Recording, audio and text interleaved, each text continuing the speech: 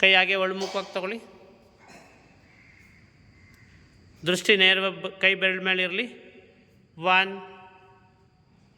2 3 4 5. Slowly come up, slowly come up, slowly come up, slowly come up.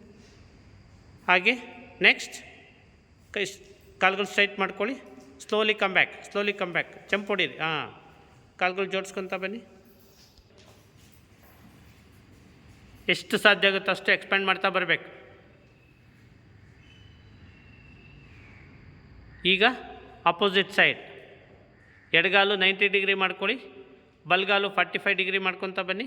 ಹಾಗೆ ಬೆಂಡಾಗ್ತಾ ಬನ್ನಿ, ಹಾಗೆ ಬೆಂಡಾಗ್ತಾ ಬನ್ನಿ, ಹಾಗೆ ಬೆಂಡಾಗ್ತಾ ಬನ್ನಿ. ದೃಷ್ಟಿ ನೇರವಾಗಿ ಎಡಗೈ ಬೆರಳ ಮೇಲೆ ಇರಬೇಕು. ನಿಮ್ಮ ದೃಷ್ಟಿ ನೇರವಾಗಿ ಎಡಗೈ ಬೆರಳ ಮೇಲೆ ಇರಬೇಕು. 1 2 3 4 5. ಈಗ ಎಡಗೈ ತೊಗೊಂಬಂದು ಪಾದದ ಪಕ್ಕದಲ್ಲಿ ಹೊರಗಡೆ ಹೊರಗಡೆ ಹೊರಗಡೆ ಹೊರಮುಖವಾಗಿ ಇಡ್ತಾ ಬನ್ನಿ.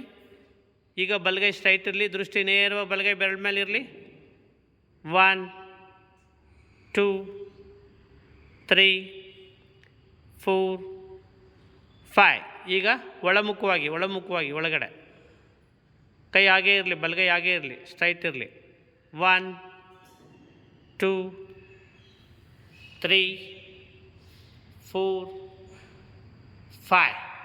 Slowly come up, slowly come up. ಪೊಸಿಷನ್ನಿಗೆ ಬನ್ನಿ, ಪೊಸಿಷನ್ನಿಗೆ ಬನ್ನಿ. ಕಾಲುಗಳು ಸ್ಟ್ರೈಟ್ ಮಾಡ್ಕೊಳ್ಳಿ. ಈಗ ಹಾಗೇ ಜಂಪ್ ಮಾಡ್ತಾ join your both the legs. ಮತ್ತು ಕಾಲುಗಳು ಒಂದು ಅಡಿವಷ್ಟು ಅಗಲ ಮಾಡ್ಕೊಳ್ಳಿ ಶೀತಲಾತಾಡಾಸನದಲ್ಲಿ. ಹಾಗೇ ಅಬ್ಸರ್ವ್ ಮಾಡ್ತಾ ಬನ್ನಿ. Just observe it, just observe it.